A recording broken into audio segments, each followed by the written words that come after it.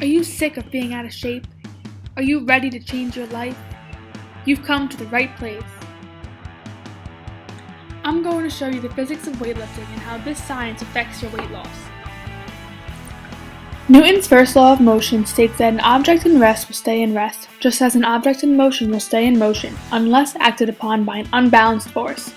If no one is trying to pick up the weight and it is resting on the floor, the weight will continue to rest on the floor. It will not just suddenly be thrown into your arms. In order to get the weight to move, we must apply an unbalanced force. This is where your weight loss comes in. The more mass of the weight you are trying to lift, the more inertia required to lift the weight. This means you'll need to apply a stronger lifting force and thus gain stronger muscles. Newton's second law states that acceleration is directly proportional to net force. Net force is the sum of all the forces acting on a system. When the mass of an object increases, the acceleration of the object also decreases based on Newton's law of net force equals mass times acceleration. How does this apply to weightlifting? Well, many times bodybuilders or people just trying to get in shape will increase the mass of the weights they are lifting. By doing so, the mass is increased and so the acceleration will decrease. In order to move the weights the same distance then, the weightlifter needs to apply a greater net force to balance out the equation. They are thus working harder to complete the same amount of reps. You may think that while you're weightlifting, the only force being applied is the force of you lifting the weight. However, according to Newton's third law, forces always come in pairs, so when you're weightlifting, each action force has a reaction force, or a pair. For instance, when you lift the weight, there is a normal force of you on the weight pulling up. On the other hand, there is also a normal force of the weight on you pulling down. These two forces are equal in magnitude, but opposite in direction. The normal force of you on the weight up is equal and opposite to the normal force of the weight on you down.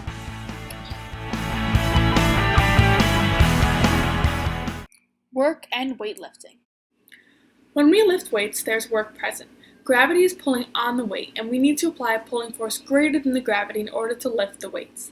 Because there is motion, and the direction is along the axis of motion, we can confirm that work is being completed. If we wanted to calculate the exact value of this work, we could use the equation work equals force times displacement. For example, if I was pulling the weights with a force of 10 newtons and I raised them about 36 inches above the ground, the value of work would equal 360 joules. Now the energy of weightlifting. Work transforms into energy, and in this case it is removing energy from the system because we're working out. After we lift the weights off of the ground, they are no longer at ground level, and thus gravitational potential energy is present. Using the equation gravitational potential energy equals mass times gravitational acceleration times height, we can determine the amount of gravitational potential energy being used. Let's say this weight has a mass of 10 grams, and I'm raising it again 36 inches above the ground. We know that gravitational acceleration always equals 9.8, so the equation becomes GPE equals 10 grams times 9.8 meters per second times 36 inches. So, the gravitational potential energy is equal to 3,528 joules. So right now, there's 3,528 joules of energy being created as I lift these weights.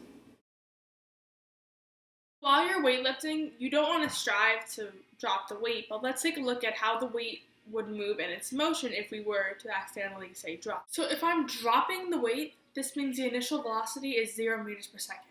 However, if I were to throw the weight, the initial velocity would not equal 0 meters per second.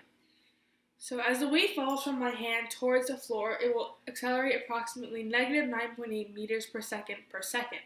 Free-falling objects, like this weight, ignore air resistance and they move only on the vertical axis. So when I drop the weight, the only distance affected is the y-axis because that is the vertical axis. So also, when the weight does actually hit the floor, the final velocity is not going to be 0 meters per second.